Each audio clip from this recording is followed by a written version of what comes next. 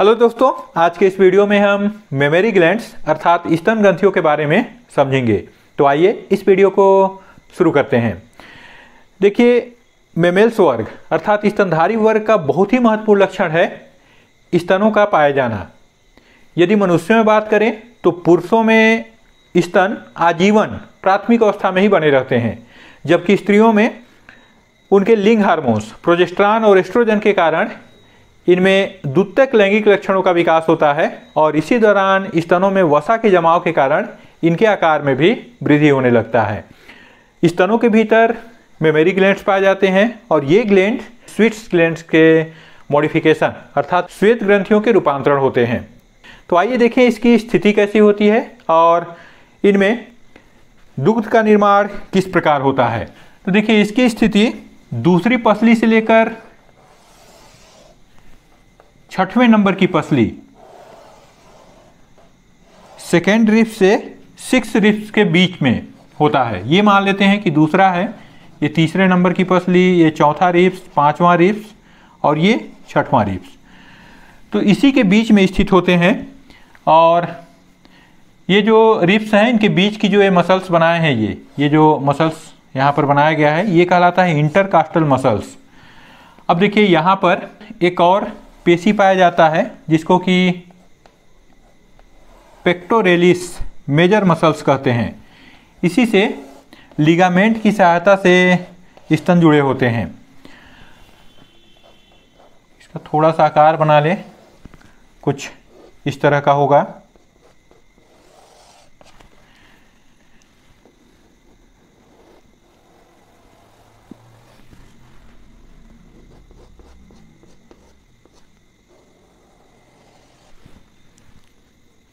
इसमें अब स्तन ग्रंथियों को बनाएंगे।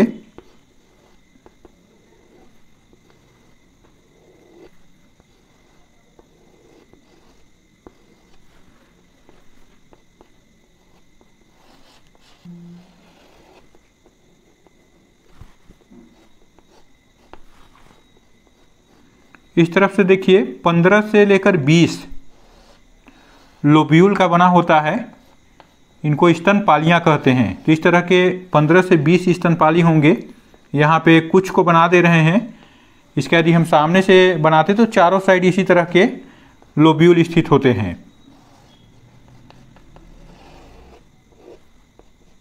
इन्हीं लोब्यूल के भीतर कोशिकाओं के समूह पाए जाते हैं।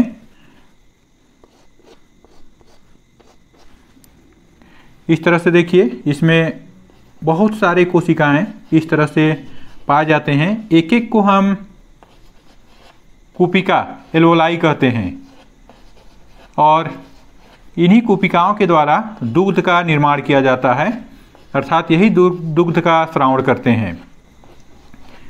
तो यहाँ पर जो बाकी हैं इनको भी बना लेते हैं।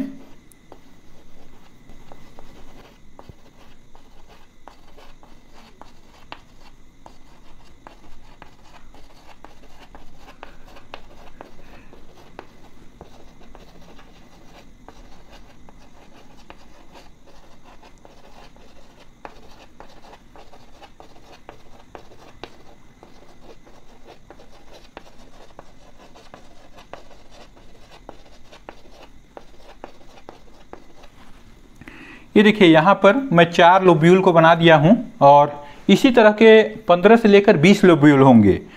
और देखिए, मुख्य रूप से जब इसका संरचना देखते हैं तो इसका विकास का जो मुख्य कारण है वो है फैट वसा का जमा हो जाना। तो इसमें हम कुछ वसीय सेल को भी इस तरह से बना लेते हैं। ये देखिए, ये फैटी टिश्यू है, एडिपोज टिश्यू कह सकते हैं इसको। इस तरह से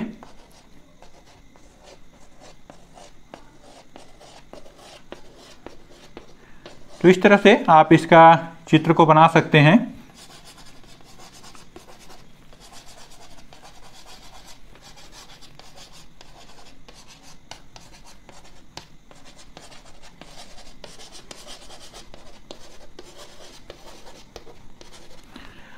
अब इसकी संरचना की बात करें तो इसमें देखिए, जो पीले पीले रंग के दिखाई दे रहे हैं यही कहलाते हैं मेमरी ग्लैंड्स और यह पाली अर्थात लोब्यूल में व्यवस्थित होता है। इनको स्तनपाली या मेमोरी लोब्यूल्स कहते हैं और इसकी संख्या प्रत्येक स्तन में 15 से लेकर 20 होता है। इसी के भीतर छोटे छोटे कुपिका या एल्वोलाई पाए जाते हैं जिनमें दुग्ध का निर्माण होता है। तो एक लोब्यूल को यहाँ पे हम बना लेते हैं और बाहर ये जो यहाँ तक उसका नली है उसको हम इसी चित्र के द्वारा स्पष्ट करेंगे।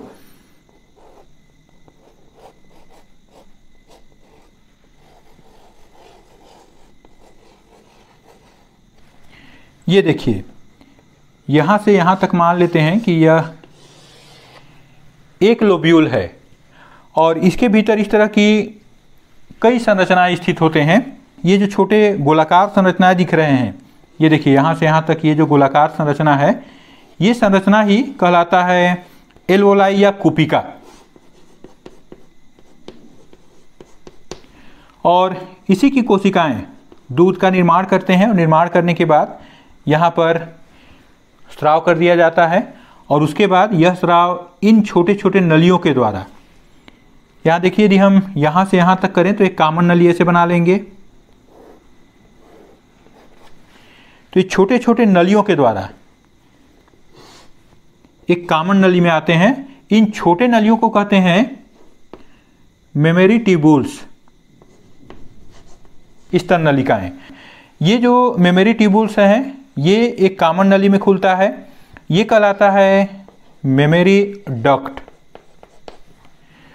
तो एक जो लोब्यूल है इसके भीतर कई इस तरह के मेमोरी डक्ट पाए जाएंगे, ये भी मेमोरी डक्ट है।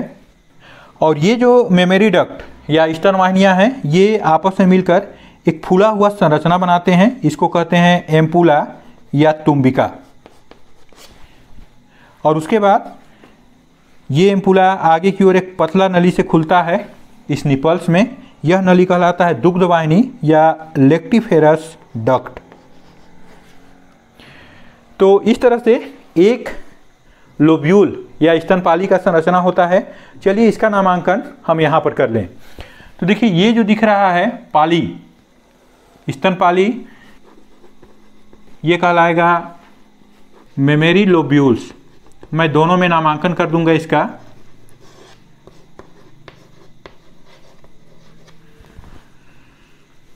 स्तनपाली, उसके बाद देखिए ये जो छोटे छोटे इसमें इसके भीतर संरचनाएं दिख रहे हैं ये कहलाएंगे कुपिका या एल्वोलाई। उसके बाद प्रत्येक कुपिका ये छोटे छोटे नलियों में खुलता है, इन नलियों को हम लिख लेंगे मेमोरी ट्यूब्यूल्स।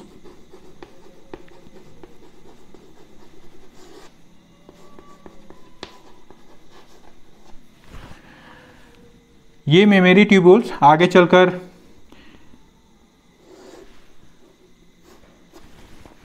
ये देखिए मेमोरी डक्ट का निर्माण करेंगे।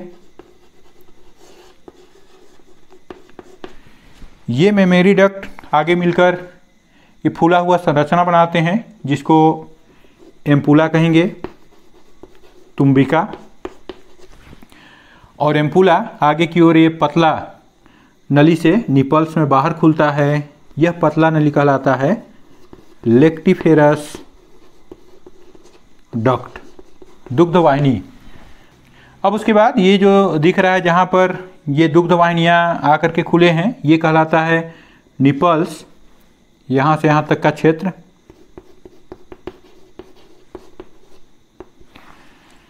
इसी के बगल में कुछ हिस्सा इस तरह का रंगीन होता है।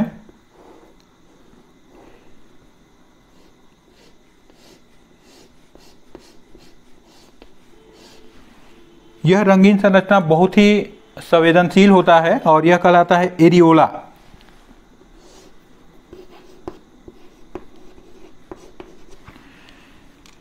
एरियोला। अब उसके बाद इसमें कुछ और संरचनाएं दिखाई दे रहे हैं, जैसे ये देखिए यह कहलाएगा एडिपोज टिश्यू या फैट टिश्यू। तो फैटी टिश्यू, वसीय ऊतक। ये जो रिब्स है ये सेकेंड नंबर का रिब्स है। और ये 6 नंबर का रिब्स है, क्योंकि सेकेंड से लेकर 6 के बीच में ही स्तन का विकास होता है। ये बीच में जो रिब्स के बीच में जो पेशियां हैं ये कहलाते हैं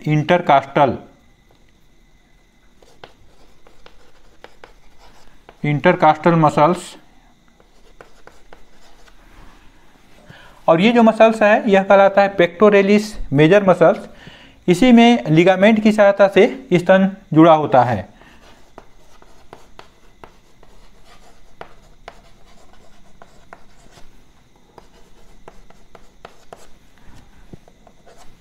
तो इस तरह से इसका संरचना होता है।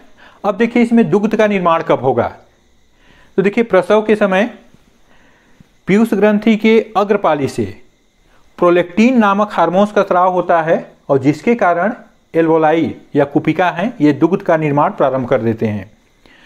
और जब शिशु इस निपल्स को मुख में लेकर चूसता है और एरियोला को जब टच करता है तो यह बहुत ही संवेदनशील होता है। इसकी संवेदना के कारण पीयूष ग्रंथि का पश्चपाली से एक दूसरा हार्मोन्स ऑक्सीटोसिन का स्राव होता है और जिसके कारण यहाँ से दुग्ध का स्राव इन नलियों में प्रारंभ हो जाता है। यहाँ पर एक बात और बहुत ही महत्वपूर्ण है कि प्रसव के बाद जो माता का पहला दूध होता है, कुछ समय जो दूध निकलते हैं, ये दूध कोलास्ट्रम या खीस कहलाता है और यह खीस एंटीबॉडीज प्रतिरक्षी से भरपूर होता है।